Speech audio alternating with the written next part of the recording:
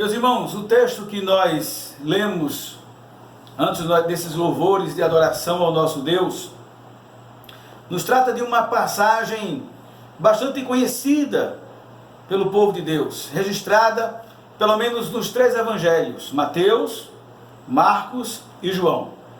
É interessante observar que quando nós fazemos essa leitura dessa passagem em paralelo do Evangelho de Mateus, do Evangelho de Marcos e do Evangelho de João, cada um dos evangelistas vai oferecer, vai nos dar algumas informações, alguns detalhes que, quando nós juntamos toda a narrativa, torna-se muito interessante e muito bonita. Jesus, ele vinha numa jornada de trabalho, de pregação, de cura aos enfermos, de expulsão de demônios. A palavra de Deus nos diz que a multidão afluía para onde Jesus estava. Chega um ponto que Jesus chama os seus discípulos e diz assim: olha, vamos para o outro lado do mar, vamos para o outro lado, pega o barco aí e vamos para o outro lado descansar, né? Vamos pensar aqui que, trazendo para os nossos dias, Jesus estava dizendo, vamos tirar um recesso, vamos tomar uma folga. Mas, irmãos, para a surpresa dos discípulos, né, no caso, a multidão, de alguma forma, soube onde Jesus estava e correu para lá. E quando chegou lá, penso que os discípulos ficaram assim olhando para Jesus e disseram assim: descansar? Descansar, Senhor, essa multidão. E Jesus mais uma vez atende a multidão, Jesus prega, e quando vai chegando o final da tarde, os discípulos já preocupados dizem para Jesus: Senhor, já se faz tarde, Senhor, não temos comida, o lugar é deserto, despede a multidão. Penso até porque estavam querendo também descansar, mas Jesus pergunta o que é que tem ali, e eles dizem: olha, há 5 pães e 2 peixes. Jesus pede esses 5 pães e 2 peixes, dá graças ao Pai e depois manda distribuir com a multidão. E diz ali o texto que aquela multidão foi alimentada com 5 pães e 2 peixes. E o texto nos diz que ainda sobraram 12 cestos cheios de pães. A palavra de Deus nos diz que a multidão foi saciada, 5.000 homens, fora crianças e mulheres. Depois desse episódio, Jesus nos diz aqui, o texto nos diz que Jesus diz aos discípulos para irem agora para o outro lado, para pegarem um barco. Isso é o final da tarde, início da noite. E Jesus vai ao monte orar. Jesus, ele entende que ficar ali com a multidão não seria viável, porque a multidão estava ali para olhar para ele, vendo como aquele Messias prometido, não no Antigo Testamento, mas como eles esperavam, um Messias político, libertador. E Jesus entende a intenção do coração das pessoas e despede depois a multidão, manda os seus discípulos para o outro lado, mas ele diz assim: eu vou ficar sozinho aqui e eu vou orar. E é nesse momento agora que acontece esse episódio que nós acabamos de ler, quando nos diz que os discípulos, no meio do mar da Galileia, é açoitado o barco por ventos, por ondas, e Jesus depois vem socorrê-los. E quando nós olhamos para esse texto, irmãos, há alguns detalhes que os evangelistas registram que eu gostaria de compartilhar com você nesta noite. E eu espero que você esteja com a sua Bíblia aberta aí, a sua Bíblia aberta em Mateus, capítulo 14, versículo 22. O verso 24 nos diz assim: e o barco estava no meio do mar, açoitado pelas ondas, porque o vento era contrário. Todos os 3 evangelistas, Mateus, Marcos e João, vai registrar este detalhe, que eles estavam no meio do mar e o vento era contrário. João vai nos dar um detalhe que os outros evangelistas não dão, que é a distância. E que quando nós transformamos a medida daquela época para os nossos dias, você vai perceber que eles tinham remado mais ou menos uns 6 quilômetros, mais ou menos. E então eles estavam no meio do mar. Agora, é interessante que, como o texto nos diz, é que o vento era contrário. Irmãos, o vento não nos avisa quando vai chegar. Hoje nós temos a previsão do tempo, mas não é a precisão do tempo. Hoje, a previsão do tempo pode dizer assim, com toda a tecnologia que nós temos, olha, vai vir um vento forte por aí. Às vezes vem, às vezes não vem, não é verdade? Porque é uma previsão. E às vezes nem tem vento previsto e o vento vem. O vento vem de surpresa, vem no momento em que nós não esperamos. O vento, diz aqui o texto, estava contrário, e se o vento estava contrário, eles não estavam conseguindo remar, eles não estavam conseguindo chegar lá do outro lado. Irmãos, observe o seguinte, Jesus manda os seus discípulos ir para a outra margem do mar da Galileia, e isso é início da noite, mas o texto vai nos dizer que eles estavam, quando Jesus vai ao encontro deles, era a terceira vigília, isso é aproximadamente 3 horas da madrugada, ou seja, eles estavam remando e lutando nessa tempestade há mais ou menos 9 horas. Parece que eles não estavam prosseguindo, eles não estavam indo adiante, eles só conseguiram chegar no meio, eles já deviam ter atravessado, mas não, o vento é contrário e não permite eles continuarem, pois é assim, quando o vento é contrário, a gente vai remando e não sai do canto. A situação dos discípulos era muito complicada. Por quê? É interessante que diz que o vento era contrário, as ondas eram revoltas e estava muito escuro, porque eles estavam no meio da madrugada e ainda mais, eles estavam sem Jesus. Na primeira tempestade, você deve lembrar da primeira tempestade, e que nós agora acabamos de cantar, Jesus estava no barco. Lembra que eles disseram para Jesus, Senhor, acorda, levanta aí, vem nos socorrer, vem nos ajudar. Mas agora eles não estão com Jesus, porque Jesus ficou em terra firme. Jesus está lá orando, e eles estão na tempestade. Então a situação dos discípulos não era nada confortável. O vento era contrário, era escuro, as ondas revoltas, e eles estavam sem Jesus. Pensando nisso, meus irmãos, eu fico observando que muitas vezes a nossa vida se assemelha a este cenário. Por quê? Porque quantas vezes a nossa vida, irmãos, nós somos surpreendidos por ventos contrários.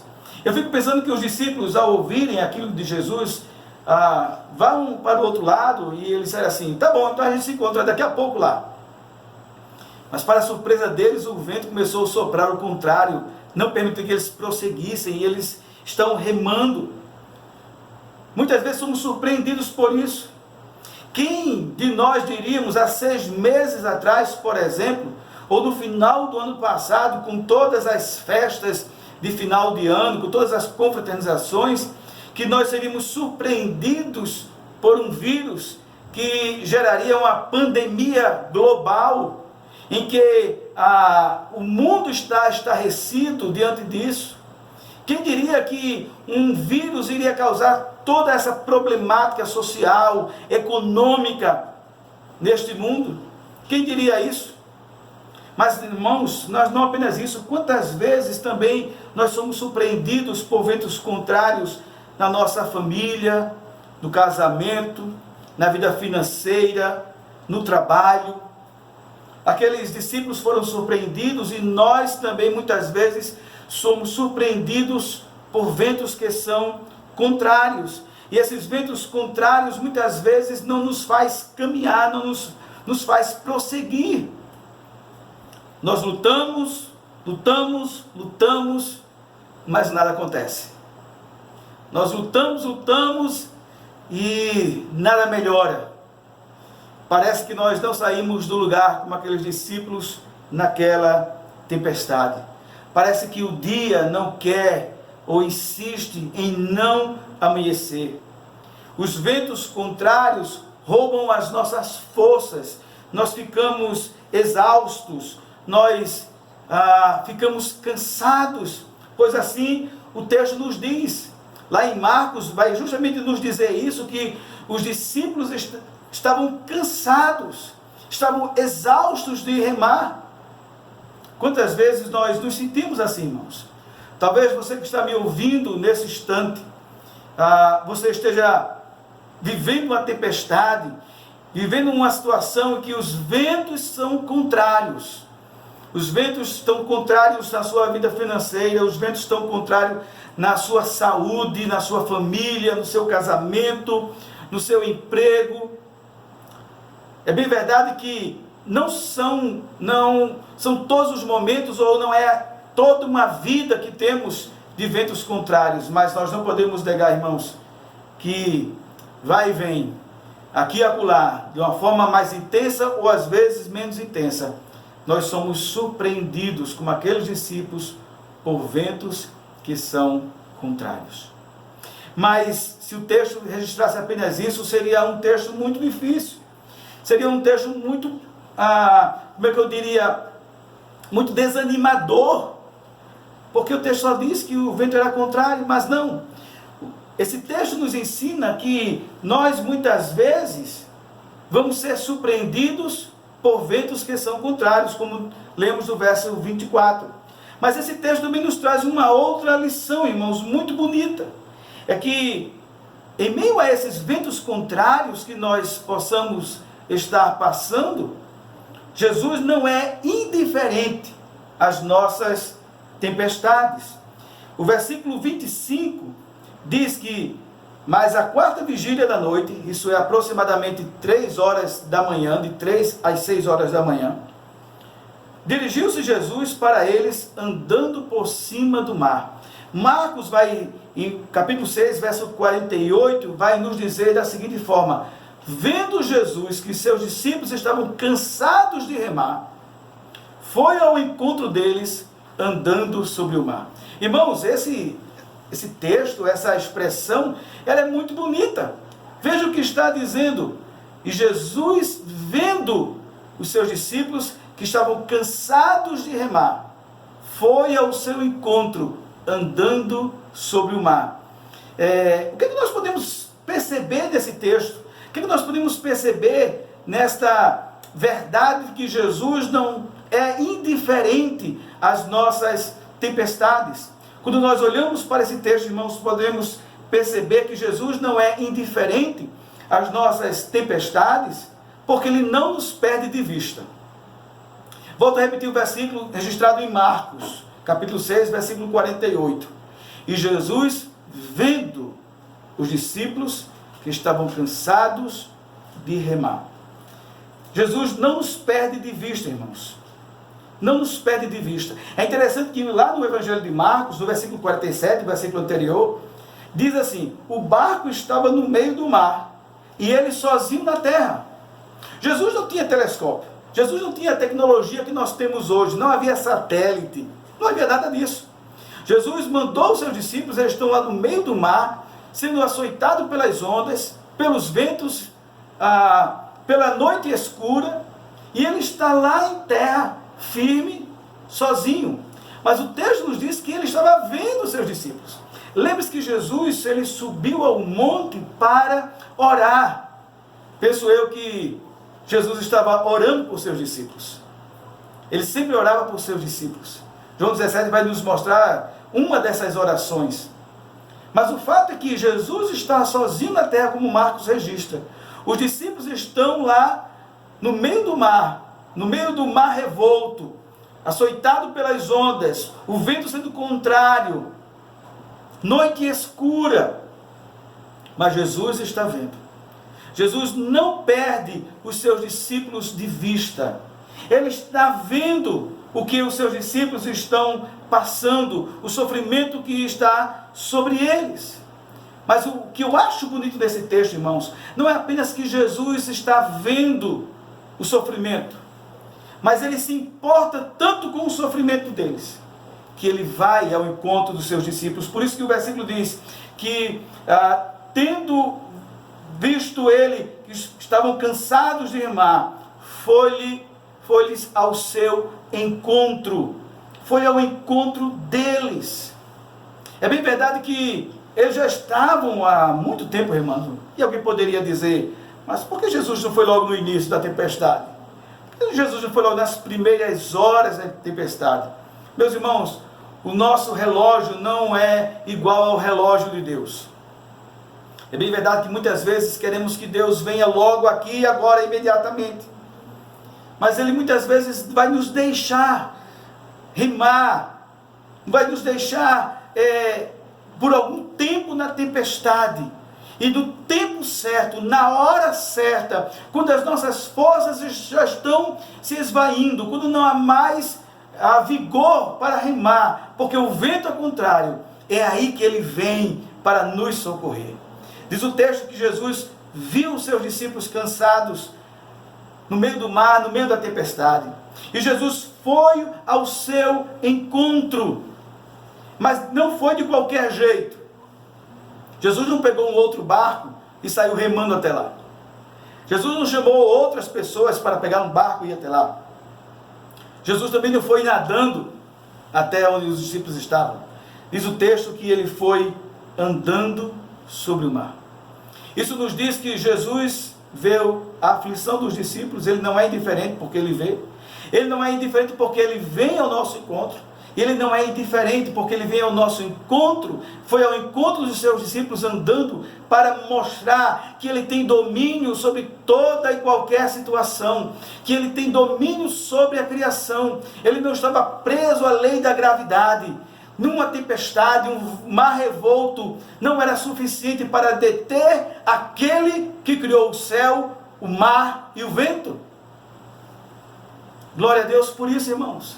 Jesus vem justamente mostrando aos seus discípulos que Ele é o Senhor da criação, que tudo está sob o seu controle. Talvez você esteja clamando por Jesus há um bom tempo, e Jesus aparentemente está indiferente. Eu quero dizer que Jesus não está indiferente à sua tempestade. Jesus não está indiferente ao vento contrário que você está passando. Jesus não está indiferente à noite escura que você está passando. Jesus não está indiferente ao mar revolto que se levanta contra você.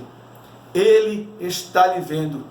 Ele vai vir ao seu encontro e ele vai vir andando sobre o mar, porque ele tem domínio sobre todas as coisas. Ele tem domínio sobre a sua criação. Ele tem domínio sobre tudo, sobre todos.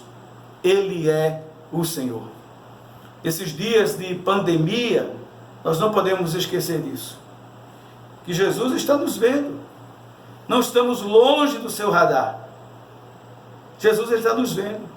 Ele vem nos socorrer, porque Ele é o Senhor de todas as coisas. Tudo está sob o seu controle. Então, quando nós olhamos para esse texto, a primeira lição espiritual que nós aprendemos é que nós estamos sujeitos a sermos surpreendidos por ventos contrários. A segunda lição que nós aprendemos é que Jesus não é indiferente às nossas tempestades. Mas é uma terceira lição aqui, irmãos, que eu penso que nós podemos extrair para a nossa vida. É que nós precisamos estar atentos às palavras de Jesus no meio da tempestade. O versículo 27, os versículos anteriores, na verdade, vai nos dizer que Jesus ele vai chegando próximo ao barco. E diz o texto que eles têm a visão de Jesus andando. Lembre-se que o mar era escuro. De alguma forma, talvez algum relâmpago que tenha dado, eles tiveram a visualização de um homem andando sobre o mar, mas eles não conseguiram discernir que era Jesus, e diz o texto que eles ficaram apavorados, e todos aqueles homens começaram a gritar de medo, dizendo, é um fantasma. Às vezes nós podemos até brincar como é que um bocado de homem, um bocado de macho, né? No meio da tempestade, começaram a gritar de medo. Irmãos, provavelmente eu e você gritaríamos também. Estar no meio do mar, escuro, com a morte chegando, e de repente ter a visão de um homem andando sobre o mar, não dá para decidir logo que é Jesus. E eles começaram a gritar de medo. O medo de morrer da tempestade e o medo agora daquilo que estava vindo, que eles não conseguem discernir. Mas as palavras de Jesus é interessante. As palavras de Jesus para aqueles homens é a seguinte: tende bom ânimo, sou eu, não temais. Eu repeti: tende bom ânimo, sou eu, não temais.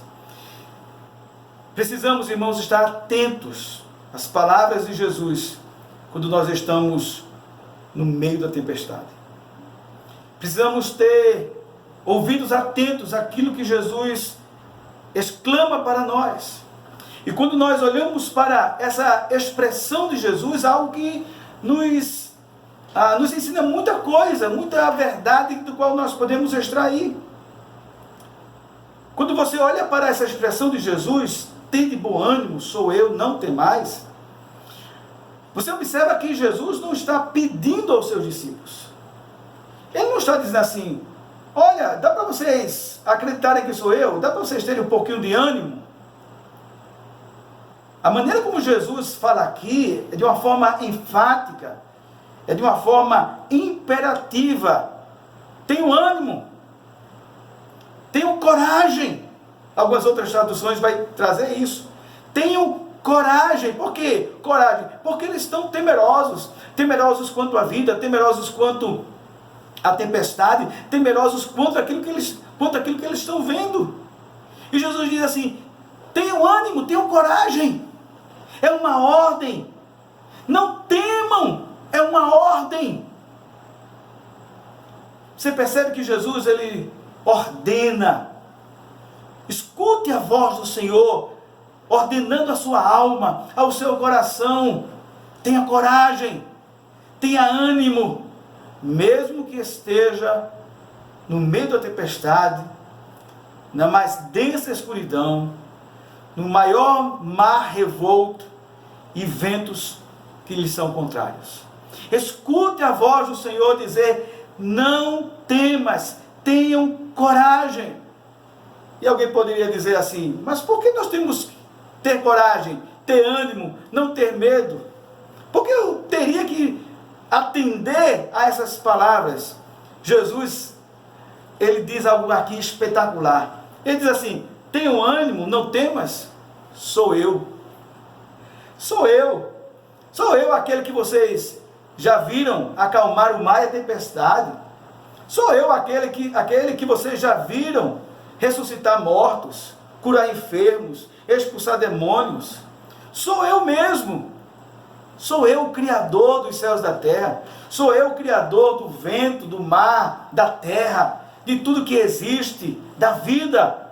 Eu sou, está aqui com vocês, o próprio Deus. Porque homem algum poderia estar andando sobre o mar, mas ele não é só homem, ele é Deus. É por isso que ele diz: não temas, tenha coragem, mesmo em meio à tempestade, porque eu sou. Você consegue, irmãos, ouvir a voz do Senhor lhe dizer: não temas, eu sou? Com essas palavras, Jesus, na verdade, ele está acalmando a tempestade, primeiramente que há no coração dos discípulos.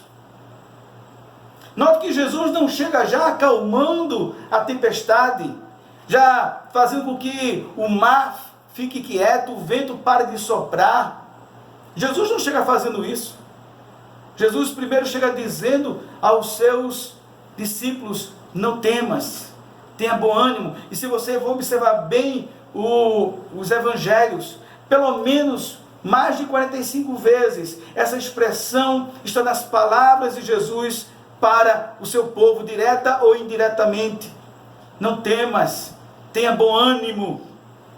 Lembra quando Jesus disse isso? Um outro episódio: eu venci o mundo. Vocês vão ter aflições nesse mundo, mas não tenham medo. Tenham ânimo, tenham coragem, porque eu venci. Jesus estava acalmando a tempestade que estava na alma do coração daqueles discípulos. Porque, irmãos, antes de acalmar a tempestade que está ao nosso redor, precisa ter acalmado a tempestade que muitas vezes é instalada no nosso coração. Nesse tempo de pandemia, há uma tempestade aí fora, há ventos contrários aí fora, mas talvez muito mais do que os ventos contrários que estão aí fora, há ventos contrários dentro do seu coração. Há pavor dentro do seu coração, maior do que está acontecendo aí fora. Mas as palavras de Jesus continuam ecoando pelos séculos dos séculos e chega até você neste dia, nesta noite, no seu lar, quando diz: tenham ânimo, não temam, sou eu mesmo. Nós aprendemos com esse texto que muitas vezes nós vamos ser surpreendidos por ventos que são contrários.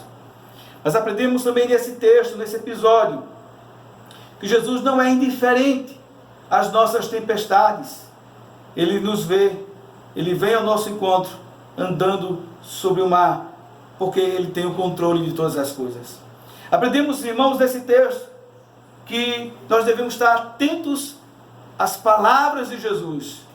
Tenham coragem, não temam, sou eu mesmo.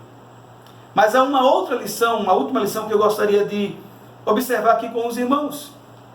É que na tempestade, nós também precisamos estar com os nossos olhos fixos, com a nossa fé firmada em Jesus.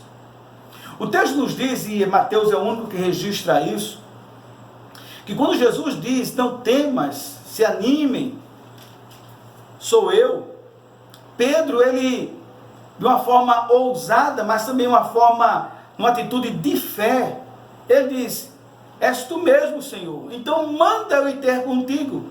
É interessante que Jesus não repreende Pedro por isso. Jesus não diz assim: Pedro, o que é isso, Pedro? Você está maluco?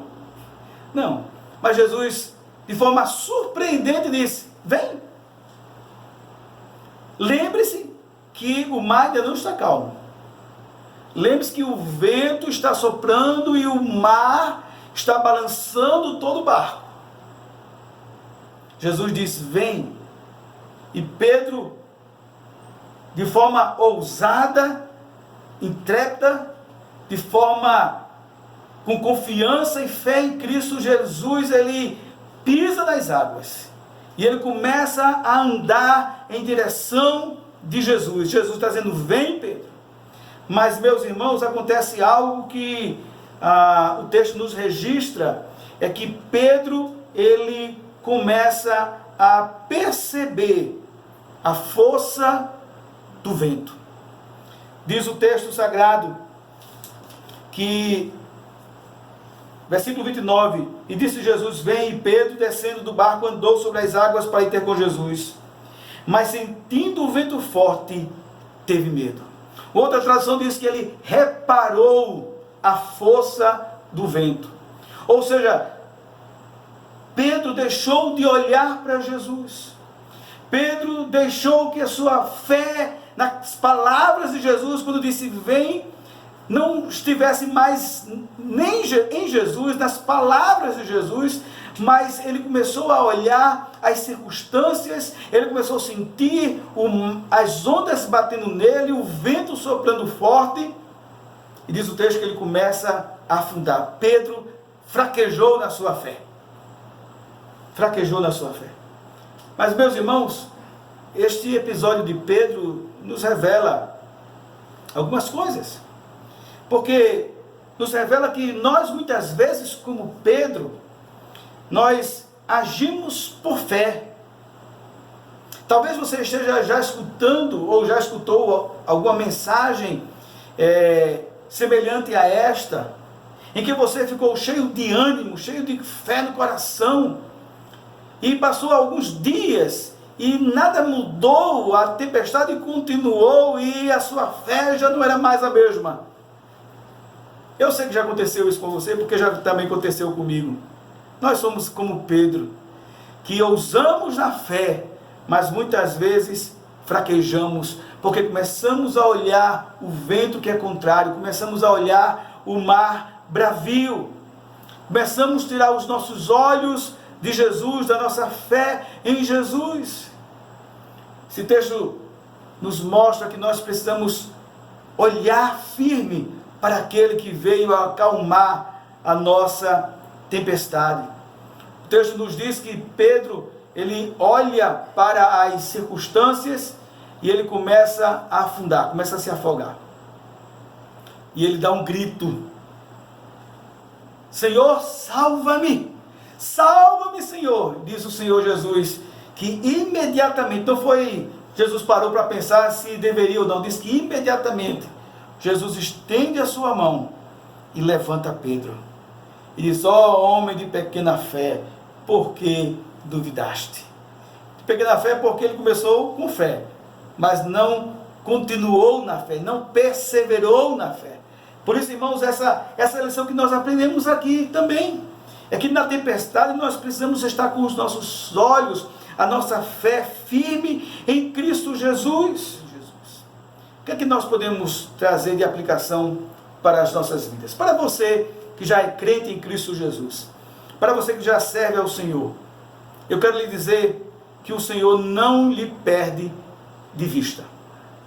Como eu já disse anteriormente, Jesus está no seu radar. Você está no radar de Jesus. Ele não lhe perde de vista, mesmo que o vento seja contrário, mesmo que a noite seja tão escura, mesmo que o mar seja tão bravio. Talvez ele não veio ainda a seu encontro, porque ele está intercedendo por você, como ele estava pelos seus discípulos. Segunda aplicação que eu quero trazer para você que já serve ao Senhor, que já é discípulo de Jesus, é que o Senhor não te deixa só. No momento certo Ele vai vir ao seu encontro. A sua hora não é a hora dele, a minha hora não é a hora dele, mas no momento certo Ele vai vir. Ele sempre vem, Ele não nos deixa só. Por isso continue ouvindo a sua voz, não tema, continue firme, sou eu. Terceira aplicação que eu quero trazer para você que já é discípulo do Senhor Jesus, que o ama e o serve: mantenha a sua fé firme em Jesus, não fraqueje, e mesmo que você venha fraquejar, faça como Pedro: Senhor, tem piedade de mim, Senhor, me socorre. E sabe de uma coisa? Quando nós fraquejamos a nossa fé, Jesus não passa em rosto, Jesus não nos critica, Ele simplesmente nos socorre, como socorreu aquele homem quando disse assim: Senhor, ajuda-me na minha incredulidade. E Jesus ajudou. Jesus vem ao seu encontro, e se você fraquejar na fé, Ele estende a mão e levanta, e você volta para o barco andando, como Pedro voltou. Pedro não voltou nadando, irmãos, Pedro voltou andando mais uma vez, porque Jesus estava ali para fortalecer a fé dele. E por fim, a última aplicação que eu quero dar para você que já serve ao Senhor, é que você adore a Deus. Esse texto nos encerra dizendo que quando Jesus entra no barco, tudo se acalma. E os discípulos agora o adoraram, dizendo: és verdadeiramente o Filho de Deus. O auge desse texto, o ponto máximo dessa história, não é o mar ser acalmado, irmãos. É Jesus ser adorado. Quando tudo acaba, os discípulos não ficam olhando para o mar: olha como está calmo, olha, e eles não param para isso. Eles olham para Jesus e assim: tu és verdadeiramente o Filho de Deus. Eles já sabiam que Jesus era o Filho de Deus, mas agora eles têm mais certeza, eles têm mais convicção, e eles adoram. E é isso que acontece quando Jesus vem ao nosso encontro e acalma a nossa tempestade, é que nós vamos adorá-lo, nós vamos erguer as nossas mãos e dizermos: louvado seja o teu nome, tu és o Senhor. Mas eu quero trazer também aqui algumas aplicações para você que ainda não teve uma experiência real com Jesus. Esse texto também nos diz algo para você que não tem a certeza da salvação, que não tem a sua fé ainda em Cristo Jesus. Eu preciso lhe trazer também esta palavra, não apenas para lhe dizer que você não vencerá nenhuma tempestade com suas forças, a não ser que você esteja confiando e tenha um relacionamento pessoal e íntimo com o Senhor Jesus. O texto aqui nos diz, e que eu quero voltar a citar, é que Pedro, ao começar a submergir, ele diz: Senhor, salva-me. Pedro era um pescador experiente. Pedro conhecia o mar. Mas naquele momento, nenhuma experiência foi suficiente para Pedro, para que ele pudesse salvar-se. Eu quero dizer para você que as suas boas obras não são suficientes para você salvar-se, para você ser livre da condenação eterna. Eu quero dizer a você que toda a sua boa conduta de pai, mãe, filho, de cidadão, e que deve ser assim, mas isso não é suficiente para que você possa ter a garantia dos céus. Pois tudo isso para Deus, diz o profeta, diz Deus através do profeta, é como trapo de imundícia, não vale nada diante de Deus. As suas obras, a sua vida, a sua conduta, não lhe garante os céus, não lhe garante que você não seja condenado à eternidade sem Cristo, ao inferno. Você precisa de Cristo Jesus para poder ir ao céu.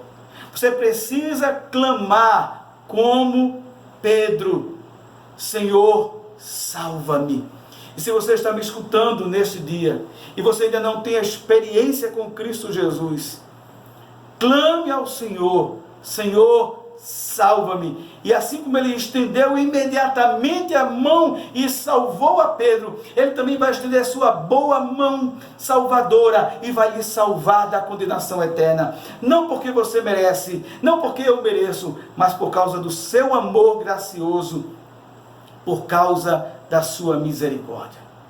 Então, se você ainda não tem essa experiência, a palavra de Deus nos diz que se hoje você ouvir a voz do Senhor, não endureça o seu coração, e você está ouvindo a palavra do Senhor neste dia, nesta noite, neste momento, clame ao Senhor, diga: Senhor, salva a minha alma, e Ele lhe salvará.